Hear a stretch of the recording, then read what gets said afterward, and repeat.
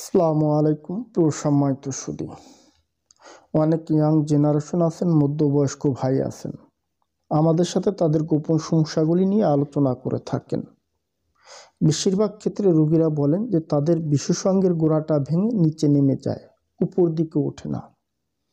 এমনকি যখন বিশেষাঙ্গের উত্তেজনা বৃদ্ধি পায়, পুরুষাঙ্গটা উপর দিকে না উঠে নিচের দিকে নেমে যায়।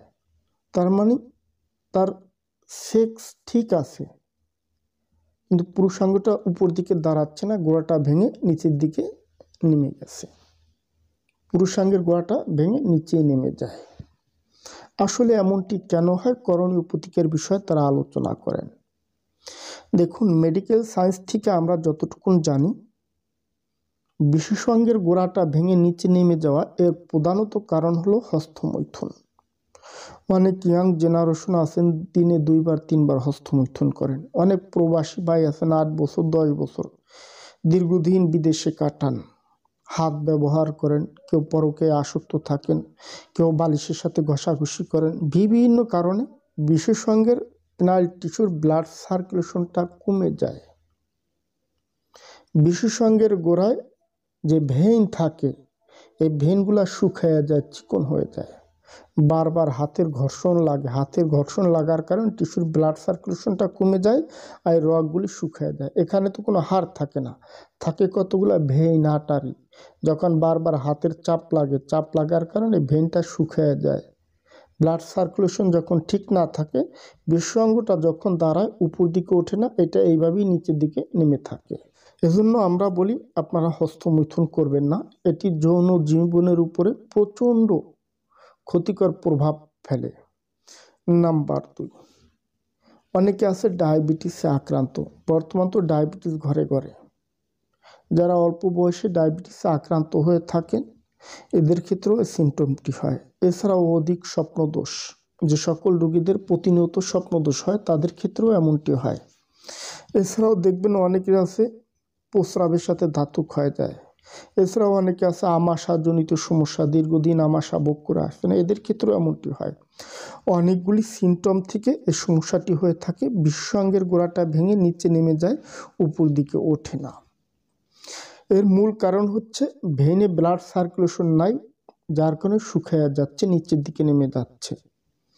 সর্বশেষ বলি, এর সলিউশন কি? আপনারা যেটা জানতে চান কিভাবে এর থেকে সমাধান করবেন, দেখুন, সবচেয়ে বেস্ট হয় একজন ভালো মানের চিকিৎসকের পরামর্শ নেওয়া। অবশ্য কিছু ঘরোয়া সাজেশন আমি আজকের এই ভিডিওতে আপনাদেরকে দিয়ে যাব ইনশাআল্লাহ। নাম্বার 1, হস্তমৈথুন না করা।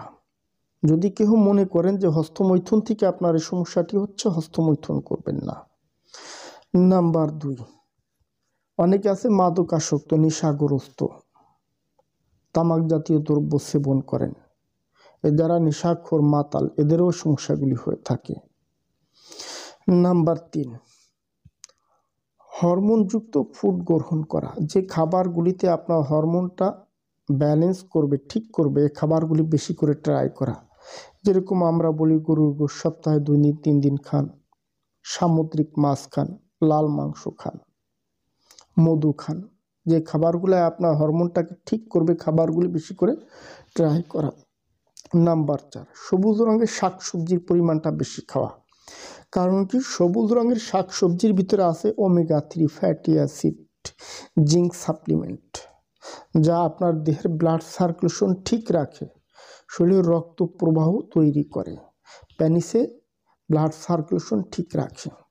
নিয়মিতভাবে সবুজ রঙের শাকসবজি খাবেন। সর্বশেষ বলি, পুরুষাঙ্গে আপনারা চাইলে অরিজিনাল পুরাতন মধু সংগ্রহ করে মাসাজ করতে পারেন।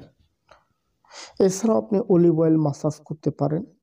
আর যদি কেউ তেল মালিশ করতে না চায়, সেক্ষেত্রে ভিগোজেল, পেনিটোন ক্রিম, অ্যানসিন ক্রিম, এই জাতীয় কিছু ওষুধ পাওয়া যায়। পুরুষাঙ্গে নিয়মিতভাবে মাসাজ করা। নিয়মিতভাবে মাসাজ করলে অটোমেটিকলিভাবে আপনার এই সকল সমস্যা থেকে স্থায়ীভাবে সমাধান পাওয়া যায়।